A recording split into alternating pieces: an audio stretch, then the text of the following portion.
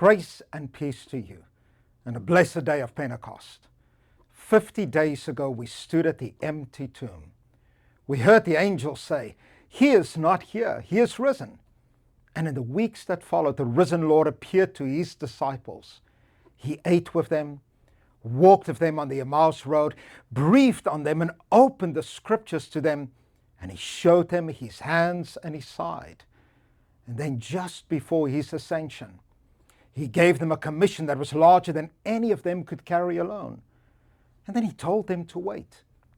Wait in Jerusalem. Wait for the promise of the Father. Wait, because what was coming next could not be produced by mere human strategy, academic preparation, or institutional momentum alone.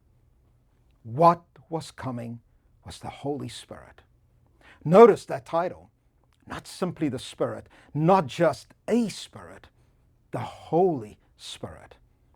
In the Nicene Creed, the Church confessed him as the Lord and the giver of life, who proceeds from the Father, who together with the Father and the Son is worshipped and glorified. Holy is not merely a descriptor here. It is a declaration of his divine nature. He is holy because he's God. He's the third person of the blessed and undivided Trinity, co-equal and co-eternal with the Father and the Son. And on the day of Pentecost, he came not just as a force or a feeling, but as God, as a person, taking up residence in the people of God. Listen to what happened. Acts 2 verses 1 through 4 from the ESV version says the following. When the day of Pentecost arrived, they were all together in one place, and suddenly there came from heaven a sound like a mighty rushing wind, and it filled the entire house where they were sitting. And divided tongues as fire appeared to them and rested on each of them, and they were all filled with the Holy Spirit and began to speak in other tongues as the Spirit gave them utterance. Suddenly. That is one of the most important words in the book of Acts here. Not gradually, not after a lengthy review process, but suddenly heaven broke into the upper room, and 120 ordinary, waiting, praying people were transformed into the first fruits of a holy movement that would reach the ends of the earth. But I want you to see something that is easy to miss. The Holy Spirit did not come to take the place of Jesus. The Holy Spirit came to make the disciples witnesses of Jesus. Just days before his ascension, Jesus spoke these words in Acts 1 verse 8. "But you will receive power when the Holy Spirit has come upon you, and you will be my witnesses in Jerusalem and in all of Judea and Samaria and to the end of the earth." Witnesses. People who had seen, heard, and handled the word of life, and who now, filled with the Holy Spirit, could not stop speaking of what they had seen and heard. But before they could be sent out as witnesses, something had to happen on the inside. The Holy Spirit immersed them in the love of the Father. He made their hearts burn for Jesus. He took these frightened, scattered, uncertain people and set them on fire from within, so that what came out of their mouths on that morning was not a rehearsed argument, but an overflowing testimony of a loving, reigning Savior. This is what the Holy Spirit always does. The Apostle Paul wrote in Romans 5 verse 5, "God's love has been poured into our hearts through the Holy Spirit who has been given to us." The Holy Spirit does not merely inform us about the love of God.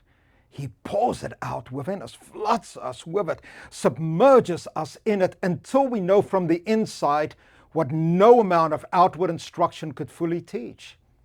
And as that love fills us, our hearts begin to burn for the one who loved us and gave himself for us.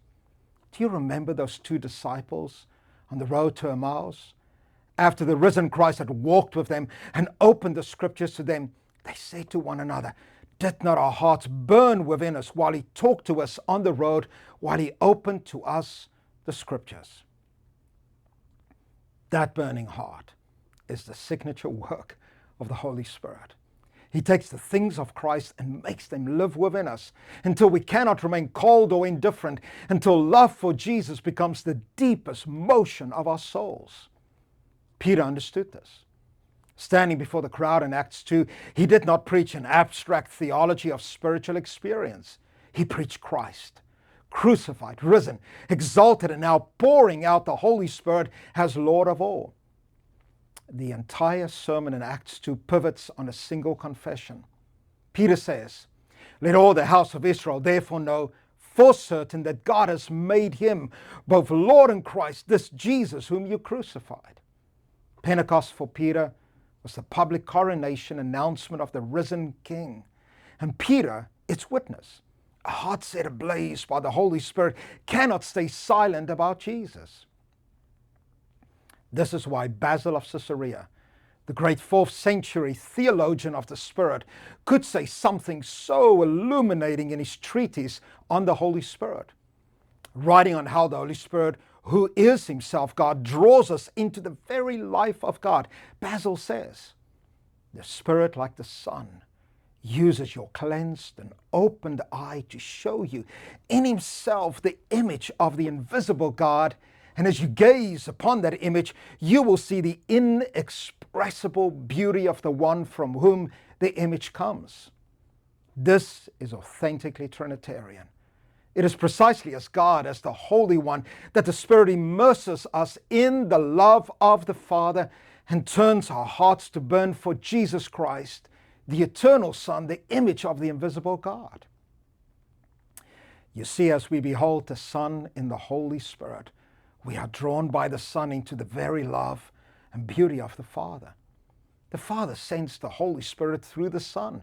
The Holy Spirit glorifies the Son, and the Son leads us to the Father.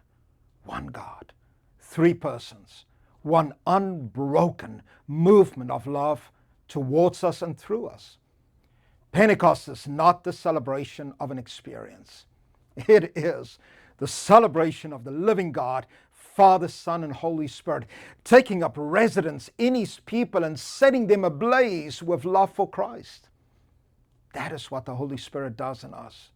He is, as the Creed declares, the Lord and the giver of life, and the life he gives us always orients us towards Christ, always immersing us deeper in the Father's love, and always making our hearts burn, always opening our lips to speak what our hearts have seen and felt and known.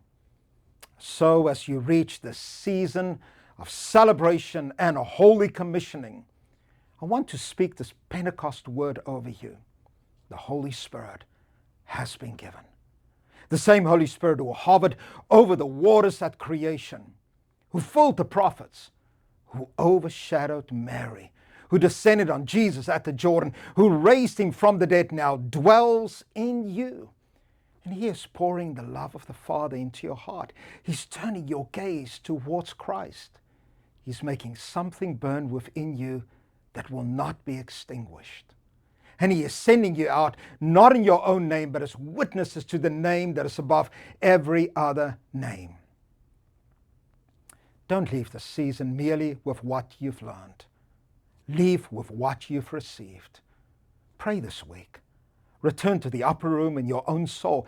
Ask the Father to fill you afresh with his Holy Spirit, that your heart would burn for Jesus Christ, that you would be immersed in the love that the Father has lavished upon us, and that your life would overflow with the boldness to be his witness to the ends of the earth. The wind is still blowing. The fire is still falling. The Father is still sending. The Son is still reigning. And the Holy Spirit is still setting our hearts ablaze for Jesus. Come, Holy Spirit, and make our hearts burn for Jesus. A blessed Pentecost to each of you.